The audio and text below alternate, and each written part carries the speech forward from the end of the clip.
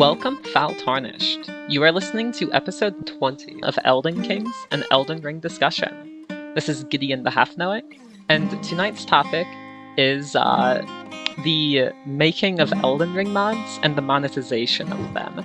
To talk about it, we have Garden of Eyes, a content creator within the Elden Ring community that focuses on Elden Ring mods, coming on to talk about his own monetization process and his creation process as well when it comes to making mods. So hello and welcome to the Roundtable Hold, Garden. I hope you are having a nice day today. Yeah, thank you for having me here. Yeah, of course. We like to welcome, all kinds of creators to the Roundtable Hold to talk about their own sort of interactions with the Elden Ring community and the creation of content for it. So it's always nice to get a new face. Yeah, I'm very excited to discuss this kind of stuff. Yeah, so let's hop right into it in that case. So you make mods. I was looking through your channel and it seemed like a lot of them had to do with like these very cool looking weapon sets or new types of incantations or sorceries or spells. Do you want me to would you like to tell me about some of your inspiration when it comes to making this kind of content? Yeah, so basically the way originally when we started originally that was I think 6 or 7 years back. I was very interested in cut content of in generally when Dark Souls 2 was released, I was doing cut content videos for it. I was just very excited in how modifying parts of the code can make you, for example, access weapons, cut weapons or unused armors, unused weapons. Sometimes even accessing new bosses that were cut from the game and all of that, which was very exciting for me in that regard. And at that time, there were a lot of, let's say, cheat engine tables and tools that allowed us to do these kinds of stuff. So that's what got me into modding games in general, for the Souls series. And when Dark Souls 3 released, I also started doing more cut content and all of that. But the major, let's say, turning point was when we made the Garden of Ice channel, was doing the Bloodborne boss versus boss videos. And the idea of those is that they required not just, let's say, simple code replacement. They required actually, let's say, moving bosses from one arena to another, having their AI work in the other arenas, having phase changes, their effects, all of that. There was a lot of, let's say, details that went into making those videos. So it gave me, let's say, an overall, let's say, look and perspective into the code of the game and how it works, how the characters, they link with the effects, they link with the animations, all of these kinds of stuff. So it gave me a very good idea on how to basically change the different elements and link them up in the game. And so when Elden Ring released, that was, I think, one of the things that I wanted. Okay, I see a lot of overhaul mods, or just mods in general, people doing them for adding new weapons, all of that. So I started restoring the boss weapons, because a lot of people they think that they're very underwhelming in terms of movesets and all of that. So I was thinking okay, I was creating something called restored boss weapons. So, for example, let's say Marika's hammer having the animation from Radagon, Malekith's Black Blade having the buff from Malekith. Sometimes it's just visual changes, or sometimes it's just changing some of the combos of the weapon and all of that. And that was the start of the thing. But then afterwards, I was seeing, okay, there's a lot of potential. There's a lot of people who are interested in this kind of content. There's a lot of people that want more than just changing weapons. So that was when I thought okay, yeah, I want to start making an actual overhaul mod that doesn't just focus on weapons, but also focuses on adding new gameplay elements, new armors, and new mechanics in general for the game and all of that. And I think it just kick-started from there. I started talking to some people in the community. Some people were interested in the project, so they started joining in. Some people from other teams, like the Roaring Forge, for example, some of the people on their team, they started designing weapons specifically for the Garden of Eyes mod. And just the team kept growing, basically. And right now we're basically a full team of people who are dedicated to creating the main mod that we have is called the Garden of Eyes overhaul mod.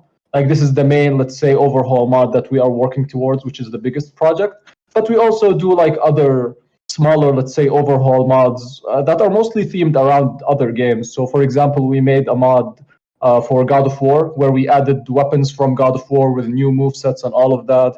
We did Harry Potter, we did the World of Warcraft, and it's just like we're trying to like basically change up the experience of the game as much as possible with these, let's say, mods that offer different experiences. But like the main major mod that we are all working towards is the Garden of Eyes mod, which is basically the big overhaul mod that we are targeting. So Okay, so it sounds like you had your start with DS2. You know, you went through like the sort of crucible training arc with Bloodborne, where you really had to learn the game code to be able to move those bosses around. I know that like a lot of boss AI sometimes is tied to the level they're in, so I can definitely see how that might have been a challenge to really perfect. And that's sort of cool that you've culminated with the latest release, you know, with Elden Ring. And you've even gotten, you know, you've gathered like a team to yourself for really honing in these sort of weapon overhauls that you've gotten so good at. yeah, exactly. Because like as you said, like especially with the as you said, like some of the enemies, there are some enemies, for example, that let's say they go from phase 1 to phase 2 when you place them in any level because it's built into their AI. But some other enemies, no, it was tied to the level itself, so you had to take that into consideration, move to the other level and stuff. So these like little differences, like they made me like understand like how parts of the code works and all of that. So as you said, like it gave me a very like a good idea of getting into the stuff. And actually, Dark Souls 2 was my first like Souls game that I played. So it will always like have a special place in my heart for both being my first Souls game and my first, let's say, first Souls game that I modded. Basically, so It was a first in two occasions. It was my first Souls game exactly. too, and it was sort of my first Souls game that I played modded, so I'm sort of with you to an extent. When you modded the Dark Souls 2, what kind of content did you make? I sort of remember this infamous cut content where there was a barrel, like cut content piece of armor, so that always was one of my favorite things. Yeah, so for Dark Souls 2, like it was mainly so like I started like there was like because like back then I didn't, let's say, have any experience in modding, so there were like cheat engine tables that allowed you to spawn in items that let's say didn't like you wouldn't normally have, or changing IDs of let's say characters to load other characters and stuff. And basically the things like which like I showcased were like some weapon models, some armors like the barrel one you mentioned. Like that was the main stuff that like I was showcasing in Dark Souls 2 at the time. And at that time, like I didn't like I wasn't very, let's say, aware that there was like this whole like modding community. I was actually like 14 or 15 when I started modding Dark Souls 2. So like I was very, let's say, like very unaware of like, yeah, there are people who are making tools and people who are putting effort into that. Like I was just like, oh, I downloaded a table, yeah, I'm doing this, oh yes, this is cool, I'm gonna showcase it on YouTube and all of it. So it was just like, yeah, I'm excited and uploading all of that stuff. And it just like carried on like this passion like for modding games. And like then like when Dark Souls 3 came, like I started, okay, actually learning like, yeah, if I want to, let's say, make these let's say modding tools myself, well, not make the modding tools, but at least understand like how they are working. And then like when uploading, for example, videos of the tools and showcasing them, like, yeah, okay, yeah, I use this tool, for example, to make this, yeah. So like that was one of the, let's say, turning points of like I think Dark Souls 3 is the one that was like I showcased like unused content and all of that, like armors, weapons, like bosses, variations, and all of that. And then like when Dark Souls 3 like started dying down, and we still didn't have like any news of Elden Ring at that time. So I thought like, okay, there was a lot of people uploading Dark Souls 3 boss versus boss and Dark Souls 2 boss versus boss videos, and I was like, okay, why not do it for Bloodborne? So I started like uploading the Bloodborne boss versus boss videos, and people just like went crazy about them.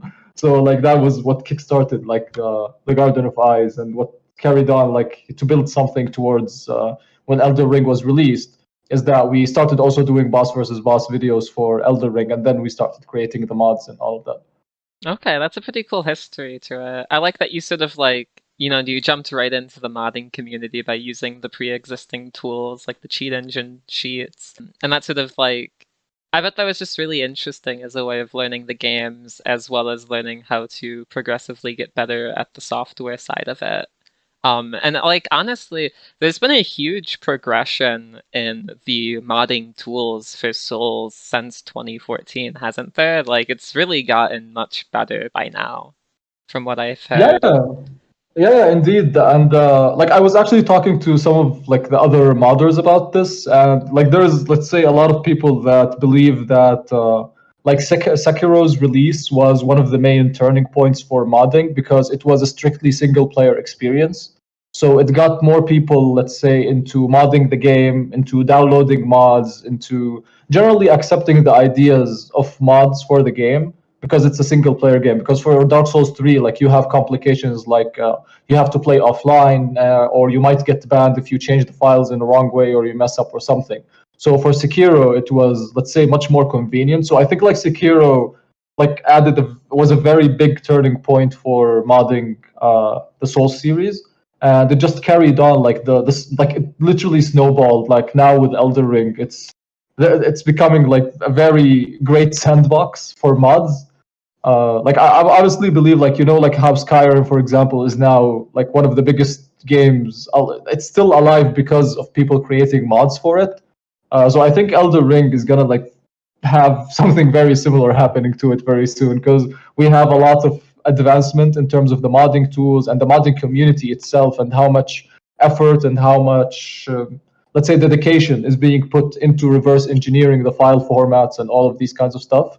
So yeah, I'm very excited to see like how the modding scene for Elden Ring is going to progress moving forward, especially after the DLC is out. Also, because a lot of people, let's say, they prefer like, okay, after the DLC is released, then we have the full experience of the game. So then after people finish all of that, then they want, let's say, new content, modded content, all that. So that's when people start getting more into, yeah, we want to download this mod to change up the experience as much as possible, because they probably beat the game like 5 or 6 or 10 times already. So they would want some kind of new experience. So mods are one of the main components that can deliver on these expectations, let's say. Yeah, that makes a lot of sense to me. Like those big overhaul mods can really serve to make a game that you've played, a couple times through with the same mechanics feel a lot more fresh than it once was. Yeah, definitely. I 100% agree with this, which is one of the main reasons like why I actually wanted to mod the game, because like Elden Ring is a very great game. It's a very deep game, whether in terms of story, in terms of gameplay, all of that. And expanding upon that and people experiencing more of that world is something that's one of my goals, that people can keep on playing this great of a game. Yeah, absolutely. I bet there's even like a little bit of like inspiration, so to say, from seeing how they put together the game and then just wanting to try and make your own take and like, perfect it. Not perfect it in like a sort of objective sense, but perfect it in your own subjective tastes. I think that's nice. Yeah, exactly. Because like that's the cool thing also, which is one of the things like I love about the modding scene, is because the basically how different mods, they have completely different approaches to the game. Like the Garden of Eyes has a specific approach of, let's say, in terms of content. Other mods, let's say even for Dark Souls 3. So for example, you have Arch Thrones, you have Cinders, you have the Convergence mod. Each of them like is have their own approach of doing the mod, how they are building the world, and what's the narrative they're trying to tell. So it's very nice seeing. It's like you're having different variations and different like quote unquote DLCs for the game, each with a completely different theme. So you can try this aspect, you can try this aspect, you can try this aspect. So it's very interesting having that sort of diversity in terms of playing the mods, and us, the people who are developing the mods, also bringing our own vision to the people, and actually seeing that vision alive and people actually playing the thing that you are creating. Yeah, absolutely. It's sort of interesting that you compared the game earlier to Skyrim in a way, with how in terms of how its modding community might flourish, because Fighting Cowboy, one of our earlier guests, compared it to Skyrim as well, but in terms of like the open world aspect and the replayability of the game. And honestly, I think that's very true in both statements, where Elden Ring has the versatility in its open world aspects to really appeal to replayability from everyone, as well as like inspire its own sort of mod scene, because there's a lot to build off of it, it feels like. Yeah, I think that one of the main reasons, like also Elden Ring is sort of took all of the best aspects from all of the previous Souls games and put that in an open world game.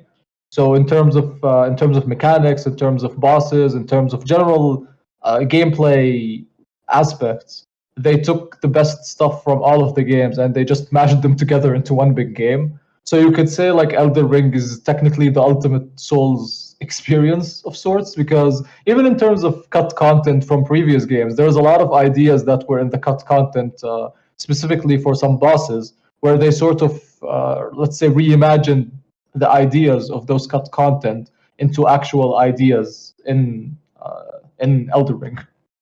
Yeah, absolutely. Even the story is rehashed. Not rehashed in a bad way, but it's like the Souls trilogy told without the same baggage of the light versus dark setting. Like, everything's been rejumbled together into, in my opinion, a very great game. Like, we even see such old concepts as the Asylum Demon getting remade into the Erdtree avatar.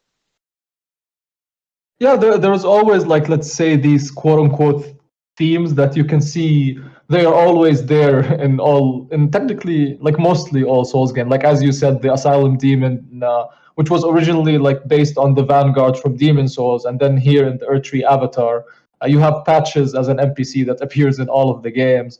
Like in general, some of like there are some recurring themes that happen that are occurring in every game, and I don't think people have a problem with them in general. It's just like that type of fan service that doesn't ruin the experience and the immersiveness of the game, but they add it in a way that sort of fits into the narrative and the world and the storytelling of that game. So it's not necessarily a bad thing in that regard. Not overdoing it, of course, like keeping a good balance between fan service and keeping the original theme and narrative of the game.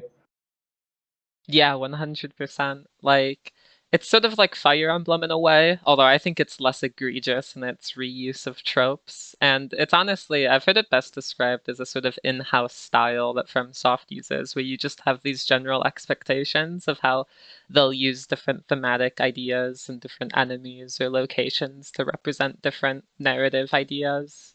Yeah, exactly. Like I like how you like basically it's an in-house theme. Like that's literally like like it's a very accurate description of the thing that you were talking about. So. Thank you. So moving on, let's talk about some of the specific mods that you've made. Like you mentioned that you were making boss weapons, so to say, and I think I remember seeing that you had made a sort of like fan weapon, like the Fell God's Greatsword, I think it was called, or like the Flame of Ruin Greatsword. Yeah, so as I said, like at the start, we just started with creating or restoring boss weapons to give them, let's say, a better moveset, making them a little bit more special than other weapons in terms of that they are made from boss weapons. But when we changed the idea that, okay, yeah, we want to make an overhaul mod, we didn't want it just to be, let's say, restored weapons or reimagined weapons. We wanted to create completely new ideas. So that was when we got into contact. Like that was when we basically started building the team, and some of the people from another modding team called the Roaring Forge, like two of the members, Kaji and Luna. And Kaji is basically the like the weapon designer now for the lead designer for the Garden of Eyes, basically weapons and bosses. So we started creating completely new concepts for completely new weapons. Like as you mentioned, the Fell God Greatsword. We also created a completely new trick weapon. I think now we have around 12 completely new custom weapons. With like generally, what we try to do with the designs of the weapon is expand upon the existing theme of the game. So, for example, creating a trick weapon that was related to the Carrion, let's say, faction. There's like a lore reason surrounding that we're going to be, let's say, revealing and releasing soon in the mod, with a completely new lore and narrative, like regarding explaining like why this specific weapon exists. But the idea is that we're creating new narratives. We are expanding upon the existing narratives. And that was one of the cool things, like, as I said, is that we have certain visions that we can bring into the mods. And that's the great thing about having a team as well. Because if I want to do an overhaul mod myself, I will be sort of limited in terms of the creative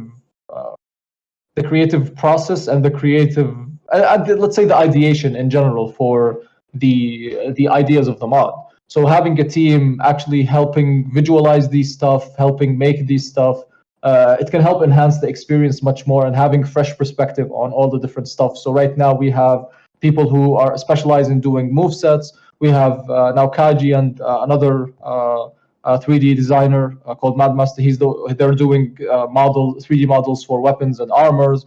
You have Luna doing movesets. We have people like Rel creating brand new music tracks and boss tracks for some of the new bosses that we are designing. We have people who are putting video. So having that diverse team is something that's really good, that, as I said, brings very fresh perspectives to the mod, and bringing something that's fresh also for the people playing the mod. So they're not just playing something that they've already seen. No, they are experiencing something completely new. So like there's a lot of people in terms of trick weapons, for example, they keep telling, yes, please port the Bloodborne trick weapons and all of that.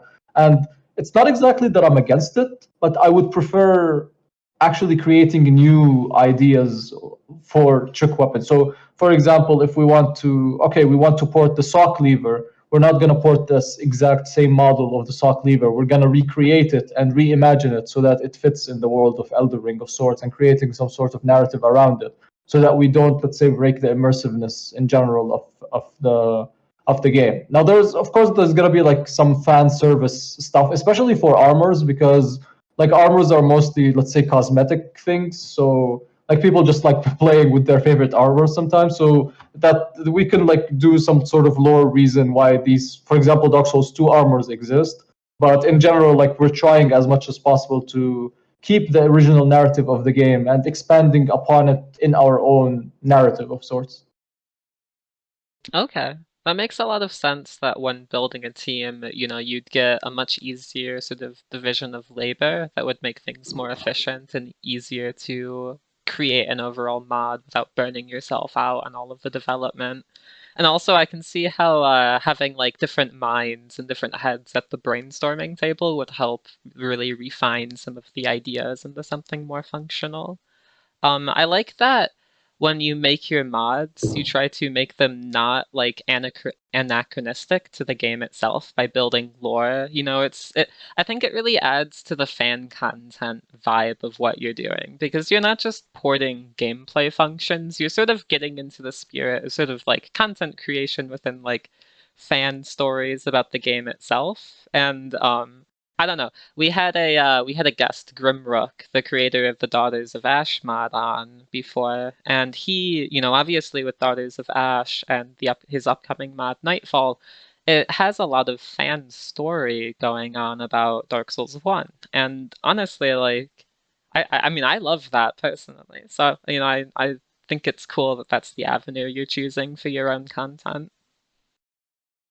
Yeah, because I think, like, as I said, like, just having that sort of, let's say, fan fiction of sorts implemented into these kinds of new stories and these new things can bring some more variety to the mod, and not just, and bring like a variety to the game itself, actually, because we can stick like strictly to what is exactly mentioned in the game, but that would be like very, like, I don't want to say very boring, but like very just limited. Like, the idea of a mod is to expand upon the game in things that, let's say, the game developers won't do. So for example, like, one of the things we did was flying mounts, where like you can ride like a hippogriff or like a flying bird or something, and like you can fly around all of the world. Now, of course, it's not something that's, let's say, very like let's say, not broken, because like you can go to very, let's say, late game areas from the start.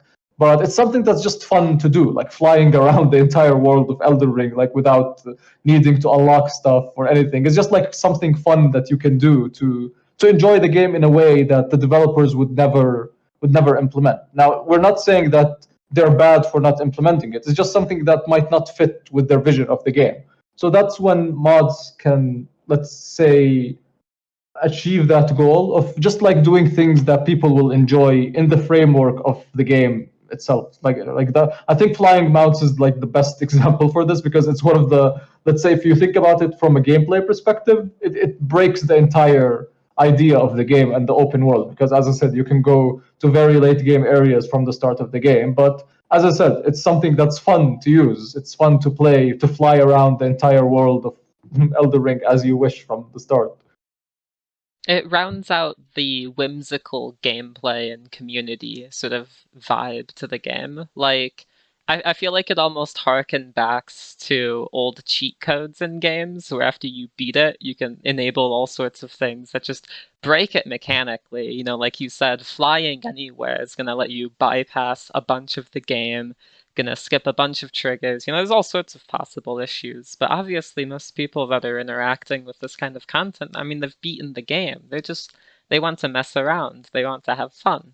So it's sort of nice that now that there's no cheat codes or anything anymore, we've got, you know, mod creators that are just sort of still catering to that more whimsical side of what people might want from a game, which, you know, obviously wouldn't fit into the vision of adventuring through a bygone age, you know, if you could just fly over it. Yeah, exactly. Because, like as you said, like usually people who are playing the mods are people who have already played the game and they want some new experience to replay the game in a different way. So having these kind of small additions, like even if they are, let's say, game breaking, but they can be fun and they can use them. And then, as I said, like try another mod. Like the flying mods are available, for example, in the Harry Potter mod, so that they can use them then. And if they want a completely different experience, they can try the God of War mod, for example, which focuses on new God of War weapons and all of these kinds of stuff. If they get bored of that, they can try, like one of the mods we made is adding tanks and like jet planes to Elden Ring, and it's literally, I called the mod Elden Ring Broken AF. Like that's literally the name of the mod, because you can literally just break the entire game and just like one shot some of the bosses, but you do it while riding a tank or while flying with the jet or something. So it's just like a very fun fun way, and a very different and a very broken way of playing the game, for just like, okay, yeah, I just want to have fun, I don't care about balancing or anything, yeah, I'm gonna try out this mod. Yeah, exactly. So, just as like a question for a more technical side of things, you seem to have a couple of mods that have to do with, I guess, mounts, you know, flying mounts, a tank, a jetpack. Does that have anything to do with the AI or like functions that have to do with mounting torrent? Or is it like another type of programming function? Yeah, the base of it is basically built upon like torrents function of being able to be written. Like we are basically replacing torrent with something else, but there's a lot of details that goes into it. Like as I said, the flying mouse, they had a lot of let's say changes, and having, let's say, the base with the animations, with the flying, with all of that stuff that needs to be done, let's say behind the scenes in the code, before just replacing, let's say, it's not just like simply a model replacement. There's a lot of other stuff that are done in the background as a base to be able to achieve those things, specifically for the flying mounts thing, because that was one of the most challenging things to do. But once the base was there, it was like much easier now to expand it. Like the first thing we tried was making flying brooms for the Harry Potter mod, and then we expanded it into flying hippogriffs and flying birds and all the, let's say, the different flying mounts idea. Okay, that makes sense. Did you have any trouble with like the falling death planes when you were making it? Like if you flew through them at all? Yeah, that was one of the things. But also, like that was one of the things that was, let's say, like 50% you won't die from those, let's say, death barriers. But also sometimes, like there are death barriers that just force you to die, so you just die. So if they kill you, then, as I said, like that's one of the things. It's not meant to be very, let's say, foolproof of sorts. So if you die going to that area, then just don't go to that area. Yeah, of course. That makes sense.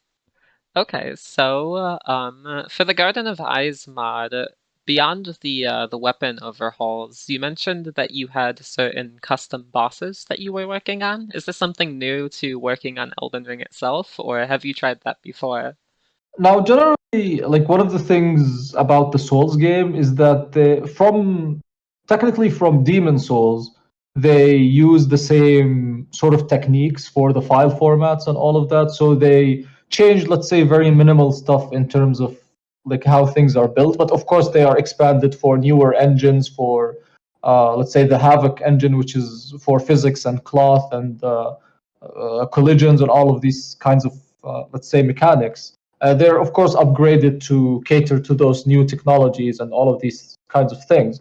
So let's say transitioning from things that we were doing in Bloodborne and Dark Souls 3 wasn't very difficult in Elden Ring because it shared basically like 90% the same base and the same techniques and the same workflow, let's say. So I wouldn't say it wasn't difficult because there was a lot of challenges also related to modding the bosses themselves.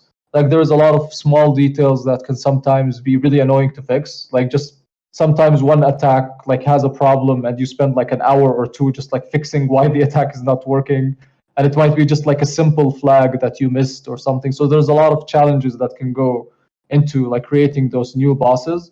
But recently, like as you said, the modding scene is expanding a lot, so the tools are becoming more advanced to edit more stuff in a much more easier manner for both creating new bosses and even creating new movesets for weapons and all of that. Like I think just a month ago we got an actual tool made by a developer called the 12th Avenger, where basically right now we can actually add new movesets to the weapons, because previously we could only replace existing movesets with other movesets or replace animations with other animations. But right now we can actually create new Ashes of War, creating basically creating a new moveset. So that allowed us, for example, to easily make a trick weapon, uh, like a custom trick weapon in Elden Ring, and also separating the movesets so that each weapon or each special weapon has its own special moveset that's not affecting the other weapons.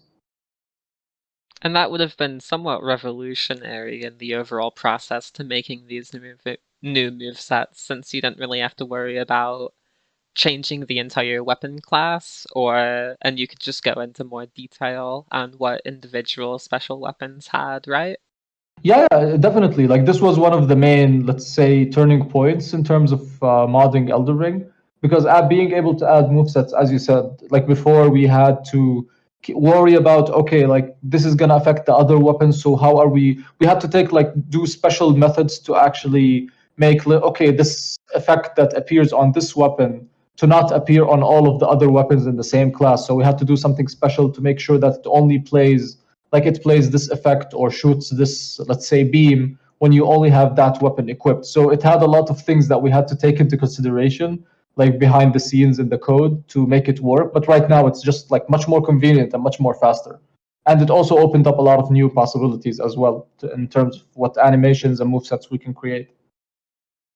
That's awesome to hear. Is 12th Avenger part of your team, or is he like independent?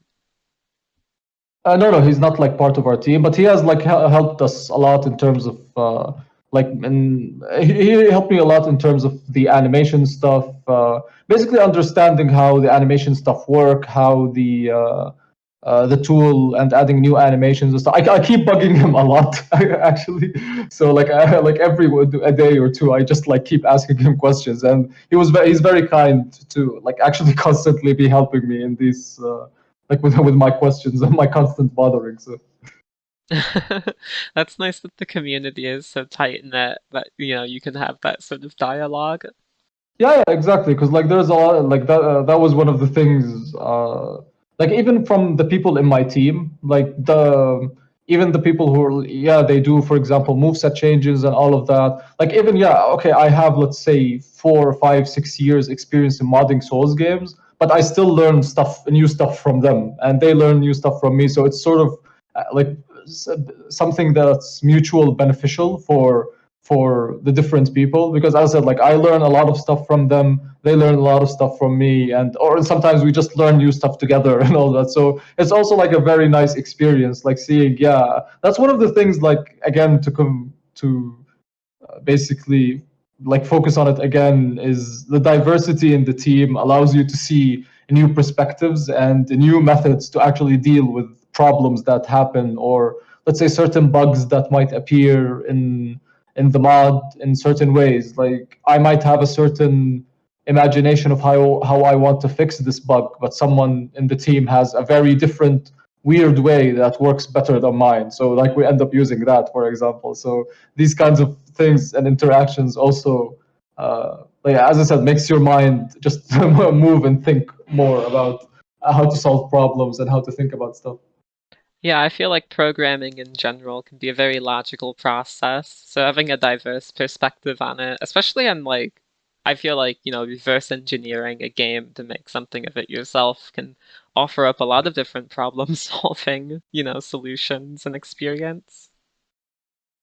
Yeah, exactly. Because usually when we are creating new mechanics, the first, let's say, thing we usually do is we try to see if there is something similar to it that was already done, whether in Elden Ring or even in previous games, and seeing, okay, like if they implemented it in this way, can we utilize that methodology that they used in order to basically just implement our own way of it. So like one of the things, for example, was the Bloodborne gun parrying.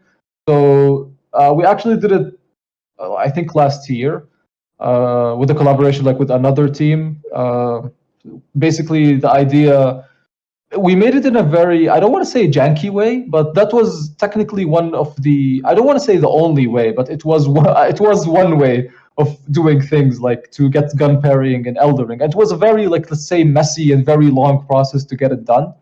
Um, so recently, like with what I told you, like some of the advancements of the modding tools and the like reverse engineering of some files, we were able to replicate exactly in Elden Ring how Bloodborne did the gun pairing. So we were able to take a peek in the code of Bloodborne, and this is the way that they did the gun pairing, which was literally just like one line of code, and we were able to reflect that same methodology and implement it into Elden Ring, and we got a much more polished gun pairing than the one we did with the long way as well. So that advancement also helped us reflect some of the previous mechanics onto Elden Ring in a much more convenient and a much more efficient manner as well. That's awesome. I hadn't known that you had managed to port gun parrying in the Elden Ring. Does it work with like, do you have just like a new class of guns for it then? Yeah, basically we actually added like two new guns in the last update, and basically the idea is that it's technically the same as how we have it in Bloodborne, but the idea is that, for example, bosses like Radagon, to be able to successfully parry them, you have to parry them 3 times in order to get the riposte animation. So to keep it also balanced with how the gameplay of Elden Ring is, we sort of mixed the two concepts together.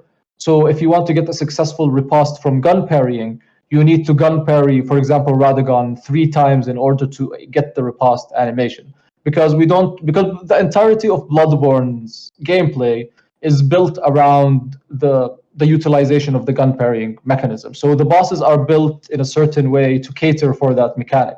But Elden Ring is completely different. It doesn't have that mechanic. So it would be just like very, very odd implementing it in the same exact way. So we tried, as I said, to mix and match between the two concepts to make it something that fits into the gameplay and doesn't make it very broken and very different in that regard. Okay. I like that you considered the balance of the game when adding it. So, for modding in general, you mentioned that 12th Avenger had made a tool for you previously. Are there any other like big tools that you use for anyone that might be listening to this and might be interested in trying out modding themselves? Like, would you have any recommendations on tools to start with or things to just like get acquainted with in terms of the overall technical details of the game? I believe there is like a Dark Souls or Souls modding wiki that basically has all of the different, the very like different tutorials, different the explanations of the formats, different tools on how they're used, and all of that. So I think that wiki is one of the biggest, let's say, resources for learning modding for Souls games in general. Which, as I said, like generally, it's very similar between the different games. It's just like simple new additions, modifications, stuff like that. So I think like the wiki of like the Souls modding wiki is one of the best places if someone wants to get started and to learn Souls modding. It's, I think, the perfect place to start. Okay, that makes sense to me. And I'll add links to that along with most of the other stuff that we've talked about Yeah, for as sure. always. Yeah. Yeah. Okay, so getting into your modding process, you know, we've already talked about your development team and such, and you know, I wanted to get into the method that you use to monetize your ads on your Patreon, since I know that that's something that you wanted to talk about as well. Would you like to tell me about, you know, just like explain it overall, and then we can get into the like questioning it and such? So basically, what we have is that we created a launcher for installation of mods. Because the process of installing mods can sometimes, for people, there are people that they're not very, let's say, computer savvy in a way. They just want, okay, I want to download the mod and I want to play it. They don't understand that they need, for example, to extract a program and extract files and put them in a certain folder in order to play it and all of that. So what we wanted to do is create sort of a, let's say, framework to make this, okay, yeah, they literally click on the mod, then they launch the mod. Decreasing the number of steps they need to actually experience the mods. So basically, we made this launcher which houses all of the mods that we are creating. And the idea is that we have that on Patreon for, there's basically two, let's say, two main reasonings behind why we have our mods as early access on Patreon. So people who support us with, like in one of the tiers, which is the $5 tier, is they get early access to the mods that we are developing. So, for example, the Garden of Eyes mod, it's a very big project. It's gonna probably take a year, maybe more, to be able to, let's say, reach the playable vision that we want. That actually, yes, this is the vision that we want people to experience as the final product. But we also want people to be able to try it out while it's being developed and being part of the development process. So that was one of the things that we wanted to do, is because, like as you said, there are different mods for Dark Souls 1 and Dark Souls 3 and even Dark Souls 2, I believe, that are being developed. But we're seeing just trailers and teasers and all of that, and we're waiting for the people to release a demo or release the final version of the mod and all of that. And that's completely fine.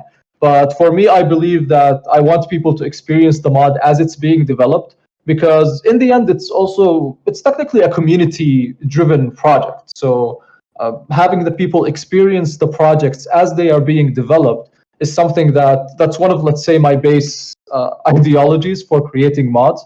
The idea is that at the end, like once, yeah, okay, this mod is fully complete, we're going to be releasing it for free for everyone to enjoy. Like that's the concept. But as I said, like we want people to try it out as it's being developed, but as early access, because it's still not the full experience. And one of the second reasons is that, like a lot of, as I mentioned, basically we have a team of 10 people that are working on the mod, and they're technically working full time on creating the content for the mod, creating new models, creating new music, new bosses, new ideas, new art, all of these kinds of stuff.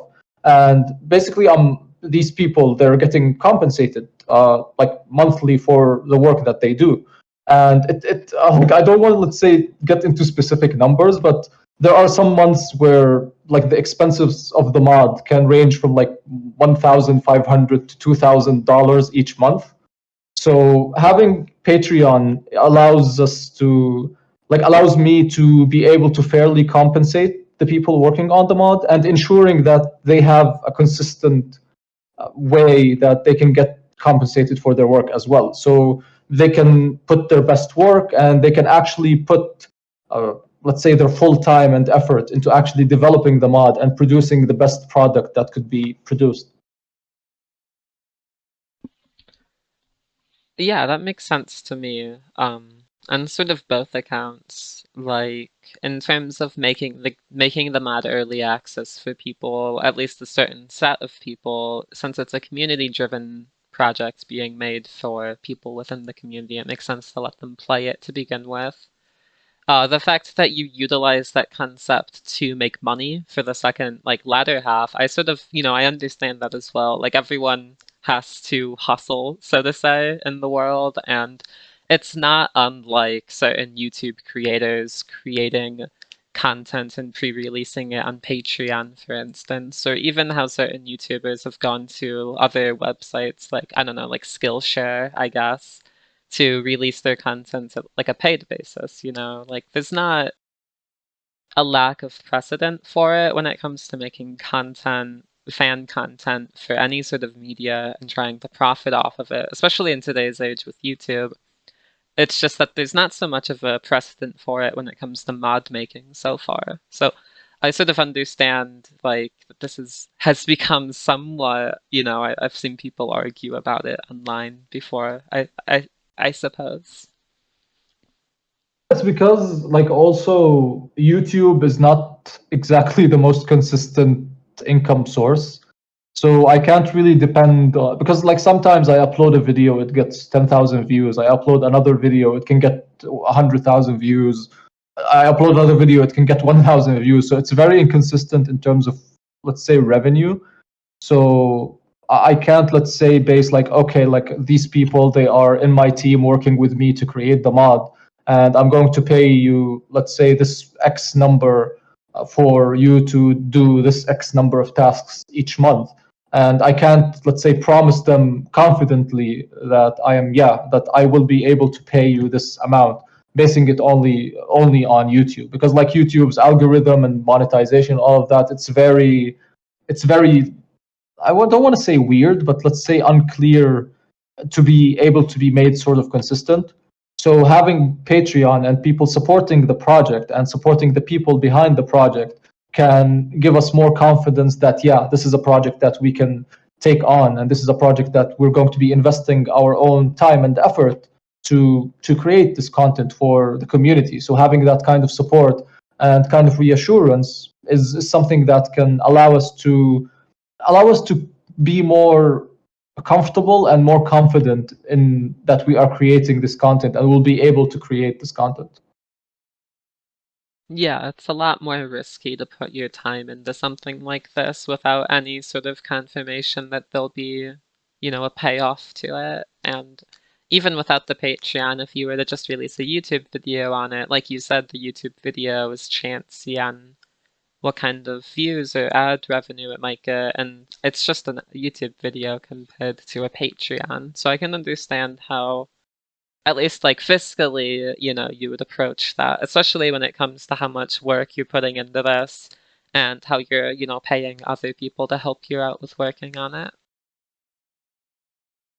Because like as I said, like I want to emphasize on the fact that in the end we want to release all of these mods for free when they are complete. Like there are some of the overhaul mods, for example, like the Scarlet Witch mod. It's basically like still like technically finished. I just need to patch out some bugs like in it, and I'm going to be releasing it for free because like let's say the development for this mod is just complete. So now I want to release it for free because that's, let's say, the end game I'm thinking for this mod. But for example, for mods like the Garden of Eyes, it's still a very big project, and when I want people to experience the full thing, I want them to experience the full thing with the new bosses and new areas and new weapons and all of these kinds of stuff. So when they experience it and when it's released, like this mod is released, go try it out. People can experience the full thing at once. And as you said, like basically that support, like with the it's like you can get access to all of the mods we create by just like the $5 tier, which gives you access to like around 10 or 11 mods. And some of those are like big overhaul mods, like the God of War mod, which has like new characters, new weapons, all of that. The Harry Potter mod, which has new spells, the flying brooms, the Scarlet Witch mod, for example, the Broken AF mod. Like you basically, with this like very small $5 subscription, you're getting access to a lot of mods that are that are not just, let's say, simple weapon replacements or something. They're actually mods that have a lot of, let's say, depth and more detail and more, let's say, more care put into them. It's not just like one mod that you download and yeah, that's it. No, it's actually technically a completely different experience in that regard. So, and the entire team is working towards maintaining and creating the mods, and that's one of the things also, is like maintaining the mods is also one very let's say, a big hassle of sorts, because Elden Ring is still releasing updates every once in a while. So we need to, like, okay, when they release a new update, we need to update all of the mods and make sure that they are compatible with the new version of the game. So, and some mechanics sometimes just literally break, like the horse skins, for example, in the Garden of Eyes mod. They just broke for some reason in the latest update. So we had to disable them until we can find the fix, or if they fix it in the next update or something. So this kind of also management of the project itself, and also keeping track of the people working with me on the mod. So making sure everyone is working towards the same goals, everyone is working towards the same milestones, towards the same idea, and making sure that they are achieving what they are achieving, and the ideas that we're trying to implement, it's all directed towards, yeah, and in a much more efficient manner, and in a very productive way, to get things rolling and to get more content out for the people to enjoy. And basically to have every month, like that's what we're basically doing, is that every month we're adding 4 or 5 new weapons, some new mechanics, some new armor. So we always try to add new things to keep the people excited, and to make the people more excited about the mod idea, and seeing how it grew from a simple just weapon moveset swapping to an actual big overhaul mod that changing the entire experience of the game. And we still the thing is technically we still didn't showcase any of the huge stuff that we are working on, because like there are some things that we've been developing for more than 3 months now, and once we get them finished, that's when we show them to people. We're very excited to see what they will think about them.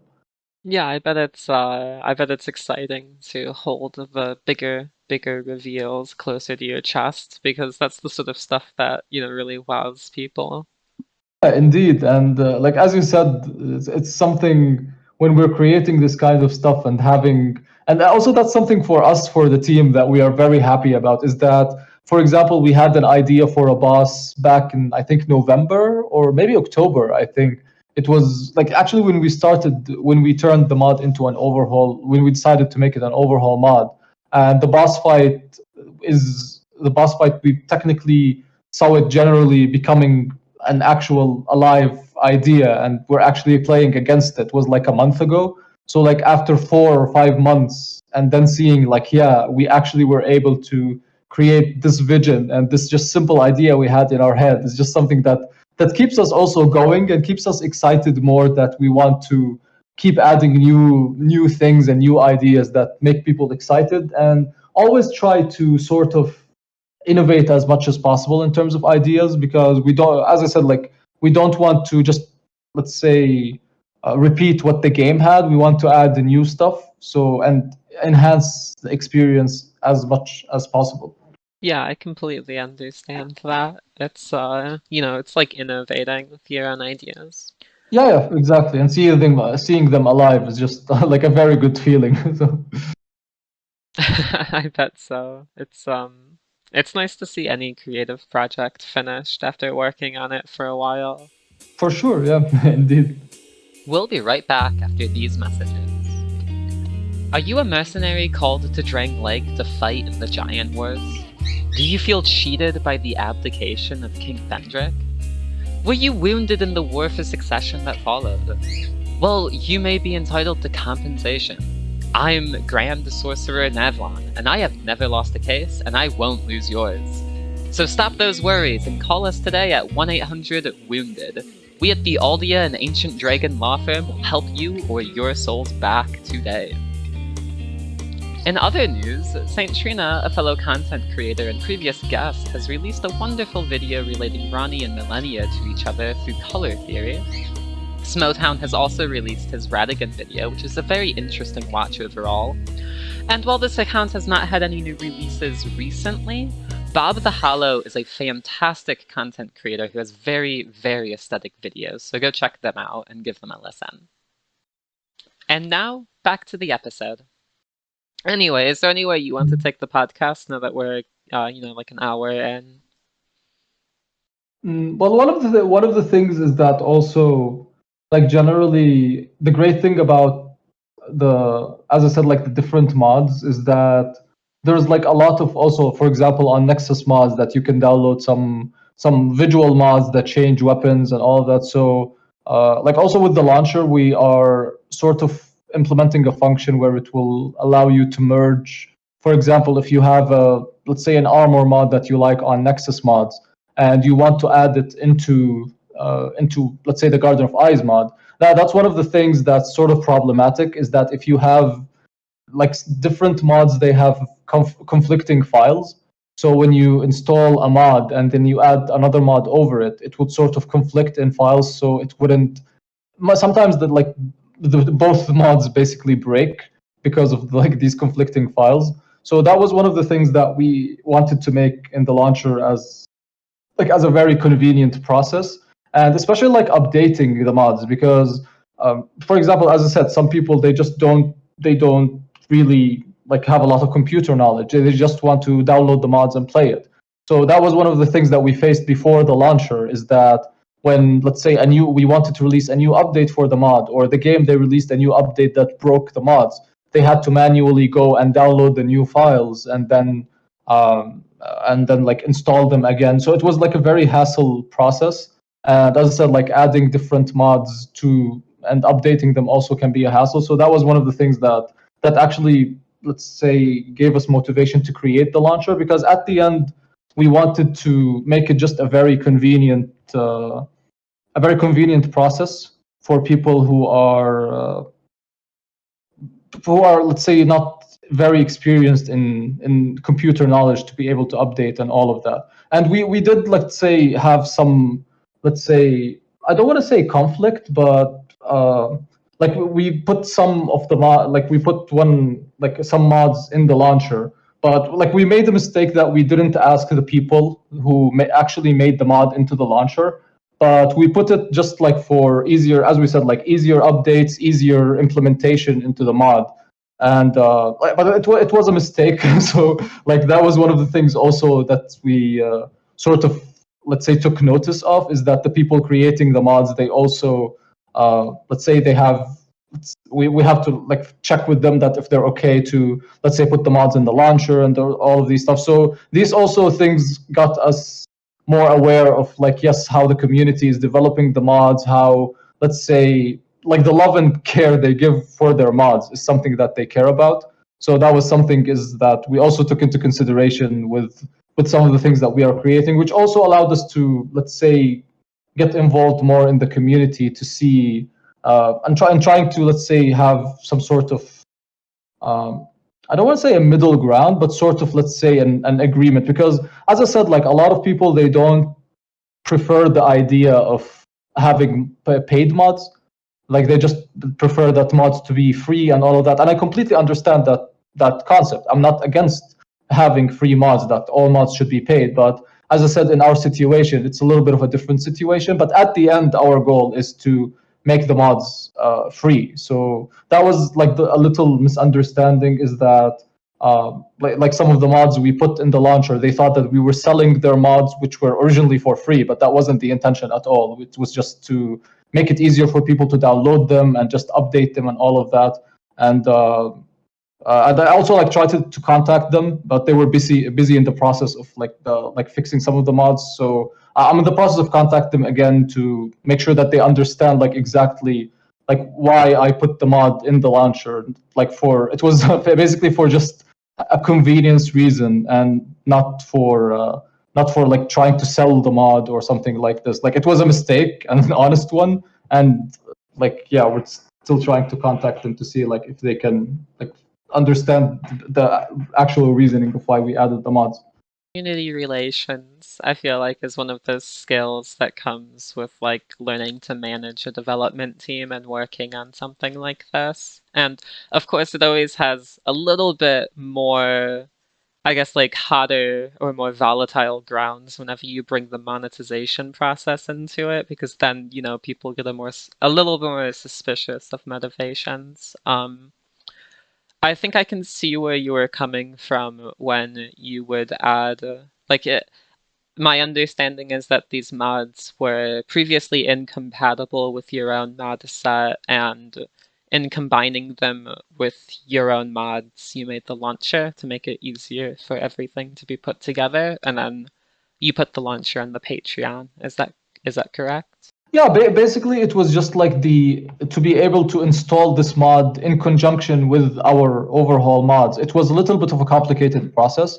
So we just wanted to make it much easier that people can, yes, just click on it, they can enable it, click on it, they can disable it. So it was just like making it very convenient for the people to just use this mod and easily download it and merge it with them. And if an update, let's say, was put into it, they can easily update it through the launcher and all of that.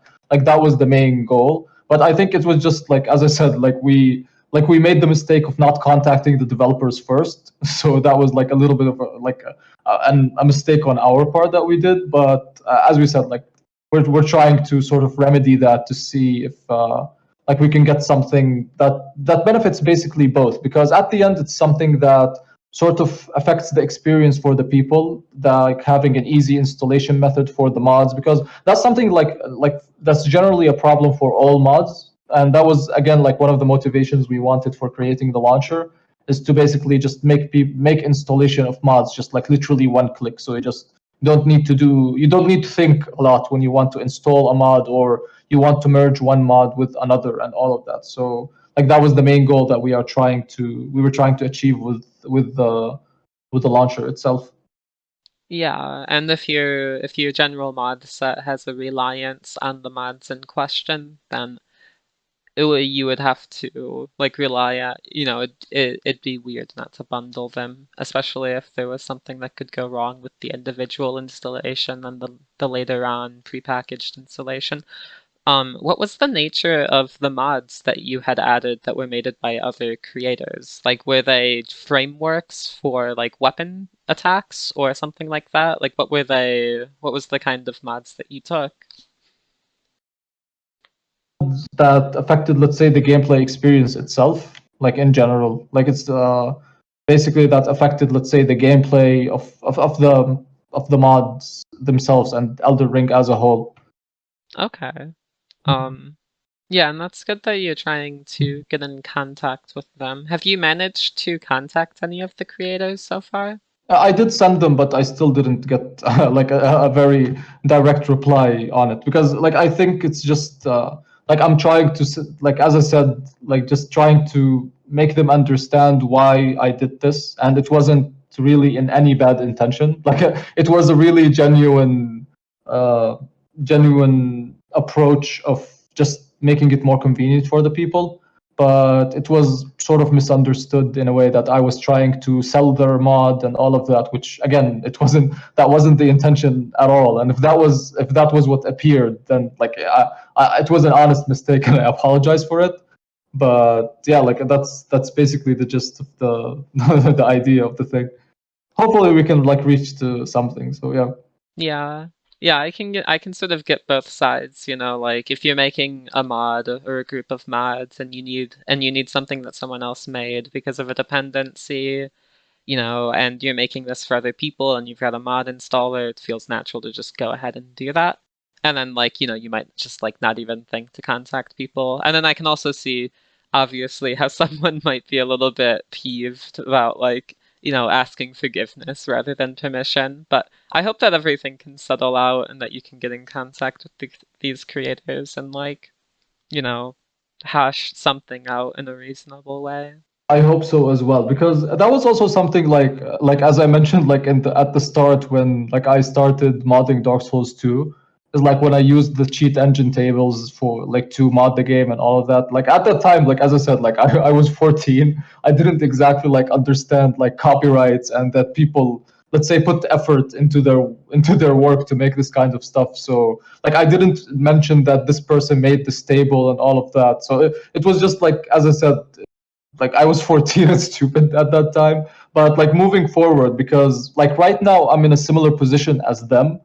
I'm creating mods myself. So let's say if I see someone who is using and spreading my mods without, let's say, my permission, or claiming that they made those mods themselves, it will sort of like get me peeved about it for sure. So like understand being in the shoes of the developers themselves is also something that has basically made me understand more on like, yeah, why those people were mad or they were peeved about this, and like etc. So yeah, that's something like one of the lessons learned like when I did those mods. The problem is that some people still like until now they refer like, yeah, 8 years ago you used the tables without permission, all that. I'm like, okay, yeah, it was 8 years ago and I already apologized for it. I didn't do it intentionally. So but there's like still some people that still like, yeah, if you did this now you're doing it again and all that. I'm like, no, that's not the case. So. Yeah, I feel like that's one of those life lessons in general. You know, a lot of people grow up surrounded by, you know, all of the trappings of life, the way that their parents and society and everything lives. And it takes a while to settle in that all of that stuff is constructed by other humans, and that sometimes when you use something that was made by another human, it's like it has to settle in that someone made that, you know? Like I had that with books, movies, you had that, you Mm. know, like mods and everything. Yeah, indeed. Yeah, it can be reflected into like different kinds of like media and application for sure. Yeah.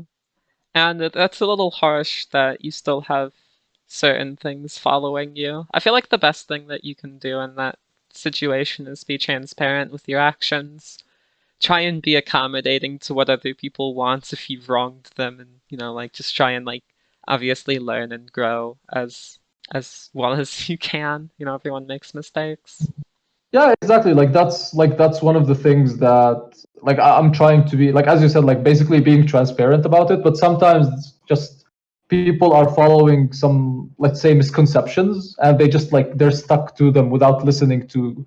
Let's say they heard this about this person. They don't even, let's say, ask like the other side about the like, is this actually like what happened or not. They just like have some sort of misconception and they just keep acting upon it. And even when explaining it to them, it's just like, no, that they don't want to believe it, they believe the misconception. So it can sometimes get very tricky like interacting with some people in that regard. But at the end, like, I can't do nothing more than being transparent, and when I make a mistake, I apologize for it. So like that's literally like the only thing I can do. Like I can't do anything more than that. And if I can remedy it in a, let's say, in a better way or in a more way, I don't mind doing that, especially if I like wronged someone in some regard. Like I don't mind remedying the situation. But sometimes it's just like, no, you did the mistake and we're never gonna forgive you.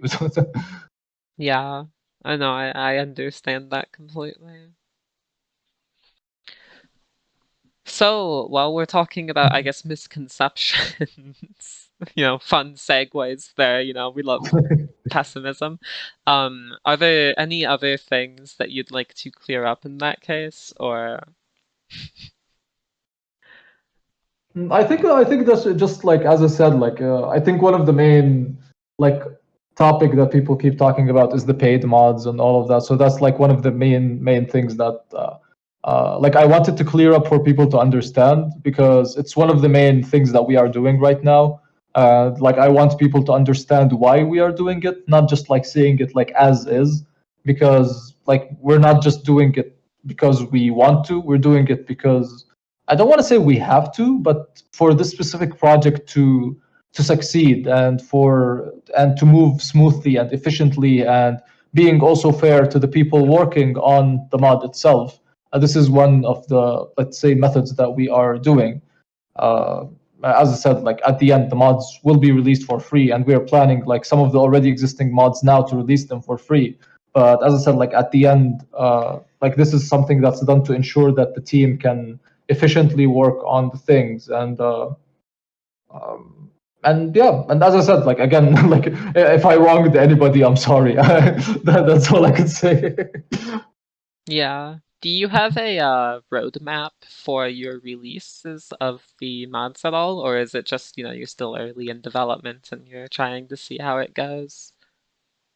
Well, for the Garden of Eyes mod, to be honest, the problem is that like we have sort of a rough roadmap, but the problem is that the more we do new stuff, we come up with more new stuff. So like it's just like, as I said, it's a very like big and ambitious project.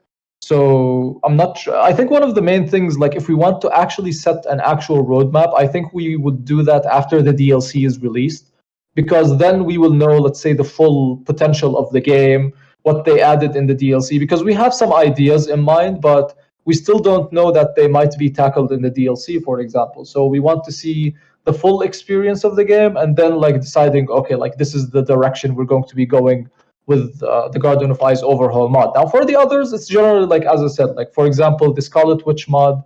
It was a mod that I released that I did when like the new Scarlet Witch and the Doctor Strange movie came out, and we did some updates to it. And I don't think like we're going to be adding more updates to it, so we're going to release it because that's, let's say, that's the goal that we wanted to reach for it. Some of the other mods as well, like the God of War mod, we're still adding more. Like we're adding 3 new bosses and 5 new weapons to it, for example. So we're still adding content to that. So the mods are being constantly updated. We're not just like releasing one mod and throwing it away. No, we're constantly iterating, improving, adding new stuff to the mods to make sure that the people who are enjoying and playing those mods are constantly getting new experiences that when they are playing those mods. Okay, that makes sense to me. Do you plan to change any NPC quest lines or add any new content to NPCs with your mods? Yeah, definitely. That's one of the things. Like basically, what we are aiming for is completely overhauling all of the aspects of the game. So we're currently working on new levels, and new bosses, and new NPCs. So it's all coming, but again, like there is a lot of process that goes into first ideating those ideas and implementing those ideas. And sometimes it can get like very overwhelming because there's so many things being done together. So being like properly juggling all of these kinds of stuff together, it does take like a very good amount of time. It's very similar like when you are developing an actual game, because like that's, in terms of the process, it's technically the same. Like we are conceptualizing, we're creating assets, we are adding them into the game, we're doing scripting, all of that. So it's very similar to the process of developing a game. So that process has a lot of ins and outs to it, like having like different bugs appearing, testing, merging everything together, all of these kinds of stuff. They take a lot of time to do all of these stuff together. So we're constantly adding new stuff and new concepts and expanding. So it's just that this stuff takes some time to get all polished up. Like that's the main idea of the of the thing, basically. Yeah, it's a lot of work, even if you're working off of a pre-existing engine. Like you say, there's all new assets. Like you're even making new soundtracks, so this like you mentioned before. I mean, by the way, do you know the people that are making the soundtracks off of the top of your head, like the composers? You mean for which ones you mean? For the Garden of Eyes mod, my bad. I'm not Yeah, sure if you have any other mods that have new yeah, soundtracks. basically the person who's doing the soundtracks is called Rel Souls, and he's already created like I think 3 or 4 like very amazing tracks that we're very excited to like showcase with their own bosses. Like the bosses are, in terms of design and animations, they're almost complete. So there's gonna be, let's say, there's gonna be a lot of exciting stuff and exciting new stuff coming soon to the Garden of Eyes. So that's all I'm gonna like comment on now. Very fair. Okay, before I wrap up with asking you about, details, do you have any conceptual NPC quest lines or anything reworks that you might want to tease? That are like just in your mind or like on the brainstorming sheet for now? I think one of the major things that we have, which we have showcased like small bits and pieces, and we have teased the boss fight in the one of our latest videos where we showcased the updates to the mod, is basically where one of the, let's say, Great One entities from Bloodborne is sort of overlapping with the world of Elden Ring. So the entire area is going to be affected in that regard, and it's going to bring some let's say familiar elements to the game, but in a reimagined way that sort of fits into the narrative of Elden Ring. Sounds interesting. That sounds very cryptic. Very, very cryptic, yeah. Okay. Well, thank you so much again for joining today. I think I've got, most of my questions answered. Is there anything left that you'd like to shout out or bring up before, we get to the end of the podcast? Well, first of all, thank you for getting me on the podcast. Like it's really great talking about this kind of stuff, and like as I said, just like talking about the process of creating the mods, the thought process and the creative process that goes into it, and basically how everything is basically done. So it's just like I like talking about this stuff because it's like stuff that's done behind the scenes and not something showcased to all people. So like giving people more insight about like the reasoning behind some of the stuff we do, and clearing up some, let's say, sometimes misconceptions that might be, and just like a very good thing to do like from time to time, I think. Yeah, it's always interesting to get that perspective, especially from someone that, like you say, is sort of doing more behind the scenes content creation where their opinions or, like motivations aren't always as clearly voiced. Yeah, exactly. Okay, so in a more casual sense, before we really finish up, and just to put you on the spot a little for fun, what's your favorite From Software game, boss, and I guess weapon? Just to round out the options. Hmm. To be honest, in terms of favorite game, I would have to go with Sekiro, to be honest, because I love how they completely changed the way the game is played. And for me, Sekiro is just like the game that when you get used to the mechanics and you actually become very used to the mechanics, you feel like you're a pro playing the game. And it's just like very satisfying, like doing all of the deflections and fighting the hard bosses and all of that. So I think in terms of like overall experience, I really enjoy Sekiro. In terms of favorite boss, that's a very tough one because there's a lot of aspects that go into like the boss. Like there are some bosses that I love their music, some bosses I love their design. But if I would say overall, I would go with Ludwig from Bloodborne. I think he has the overall like all of the good points. He has amazing music, amazing story, amazing design. I think I would go with Ludwig. What was the third question? It was favorite weapon, which is very broad, Oh. but you don't Hmm. you can just like throw anything out there if it's a little bit. It might be like a very cringe answer, but I would say like the Moonlight Greatsword in all of the games. Because it's just something that's like I love how consistent and how in every game there's like a different design and different reimagination of it in every game. So that's I like how they keep reimagining it in different situation and different worlds of sorts. I mean, it's definitely a fan favorite, and maybe it's Miyazaki's favorite too if he's putting it in all of his Probably. games. Most likely, yeah. Yeah. I definitely agree with you about Sekiro as well. There's something about that game that I think is incredible. Definitely, yeah. Okay. Well, that's it. Thank you everyone that has watched this far, and thank you once again, Garden, for, coming on the chat with me today. Yeah, for sure, and thank you for having me here. And that's about it. Thank you once again for listening this far. As always, I deeply appreciate the viewership. I'd also like to thank my moderators, Agaric and Mogvfvb, for helping make this podcast a reality, as well as Cosmic Tail for letting me use his band's wonderful music. The next episode will host Ember Plays, a content creator who makes very creative Soulsborne tier lists and who has many insights into some of the niches in the series.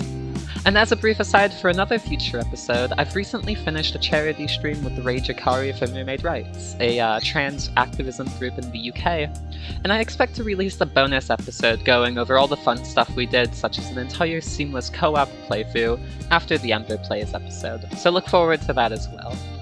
Thanks again for joining, and as always, don't you dare go hollow on me.